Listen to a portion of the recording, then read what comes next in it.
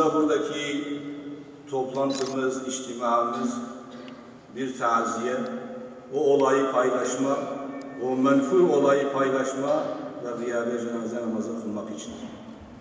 Ya Rabbi bizim bu birlikteliğimizi kuvvetlendir, bize güç ver, kuvvet ver, kafirlere karşı bize sabır ve metanet ver.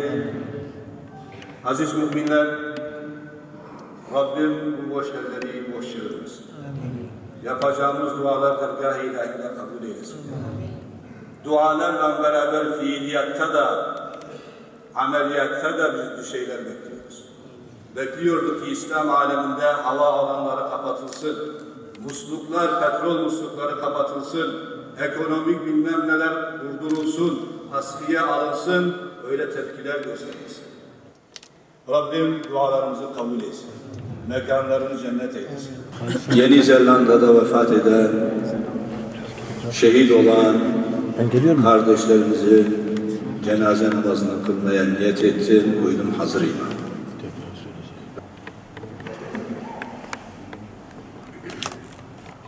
Allahu Ekber. Bismillahirrahmanirrahim.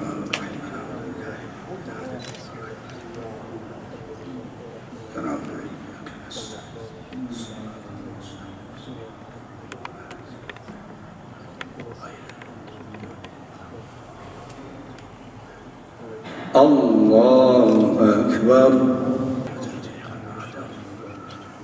Esselamu aleyküm ve rahmetullah. Esselamu aleyküm ve rahmetullah.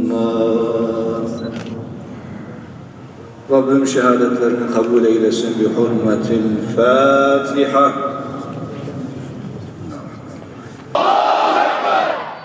Evet, Haçlılar dün böyleydi, bugün de böyledirler.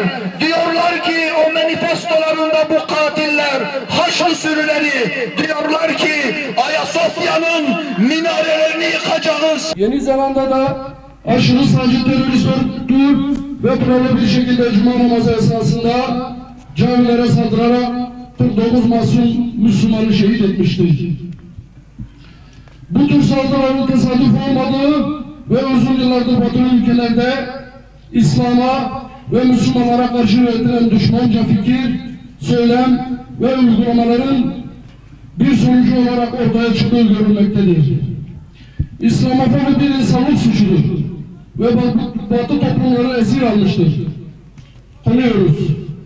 Maalesef üzülerek şahitlik ediyoruz ki İslamofobik tavırlar ülkemizdeki bazı çevreler tarafından iştahla sergilenmektedir.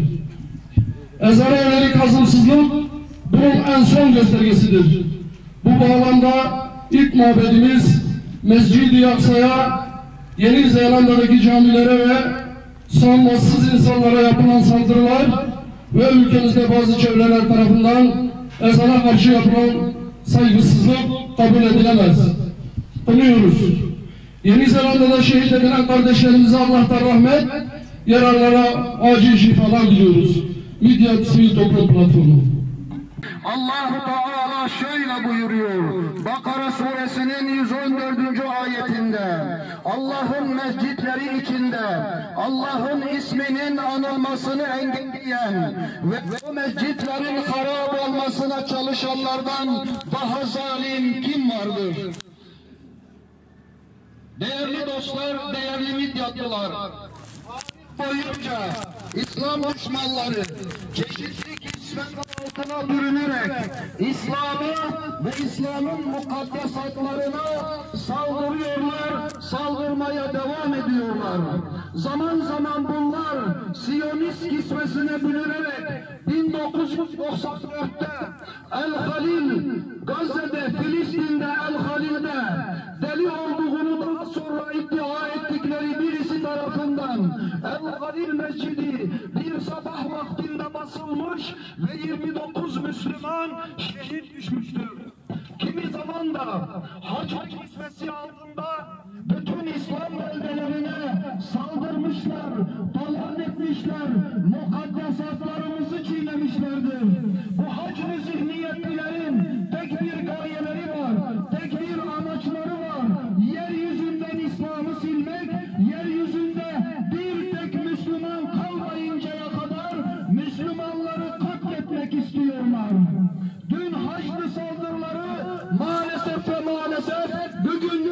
şekillerde gerçekleşmektedir.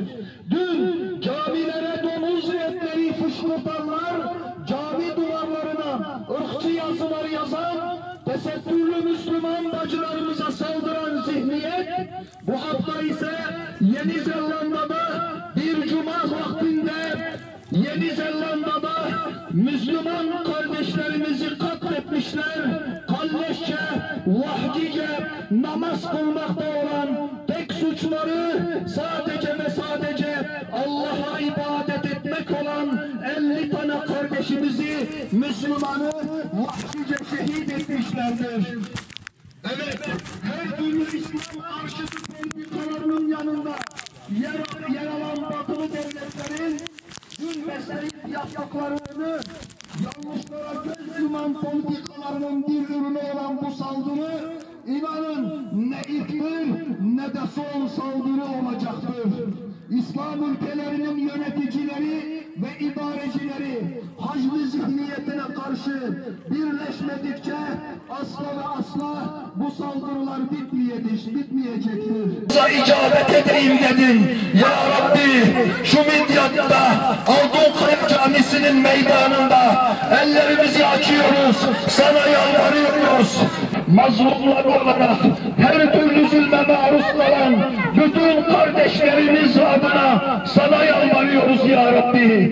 Rahmetinle, lütuf ve kereminle ellerimizi boş çevirme ya Rabbi. Tüm ölmüşlerimizin aziz ruhları için, hasreten İslam'ın ve Kur'an'ın şehitleri için, Yeni Zelanda'da şehit düşen 49 aziz şehidimizin aziz ruhları için, Allah rızası için El Fatiha. Özellikle Midyat sivil toplum kuruluşlarının bugün göstermiş oldukları birlik ve beraberliği gerçekten yürekten tebrik ediyoruz. Ancak bu sözde değil, özde olması lazım. Sadece bir günlük değil, geniş bir platformda, her platformda dile getirilmesi lazım. Gün birlik olma günüdür. Gün Haçlı zihniyetine gerekli dersi verme zamanıdır. Gün vahdet günüdür. Özellikle bugünden itibaren camilerimizin, mescitlerimizin tıklım tıklım doldurulması gerekir ki o da ancak o şekilde bu zalim ve müstekbirlere gerekli dersi vermiş olalım. Bu vesileyle şehadete ulaşan tüm kardeşlerimizin şehadetlerini tebrik ediyoruz. Yaralı kardeşlerimize de acil ve hayırlı şifalar temenni ediyoruz. Yeni Zelanda'da 50 kardeşimiz şehit oldu. 49 şimdiye ama 50 kardeşimiz şehit oldu. Bu Haçlı zihniyeti, orada gaddarca, zalimce, insanlıktan nasibini almamış, kalmamış, zalim bir, planlı bir programlı bir şekilde silahına en ağır silahlarla arkadan hem de kalleşçe böyle gidip orada masum, savunmasız kardeşlerimizi katlettiler. Vallahi lanetliyoruz. Allahu Teala nasıl ki kafirleri, zalimleri lanettiği gibi biz de vallahi lanetliyoruz ve bu şekilde hiçbir şekilde biz bunları kabul etmiyoruz.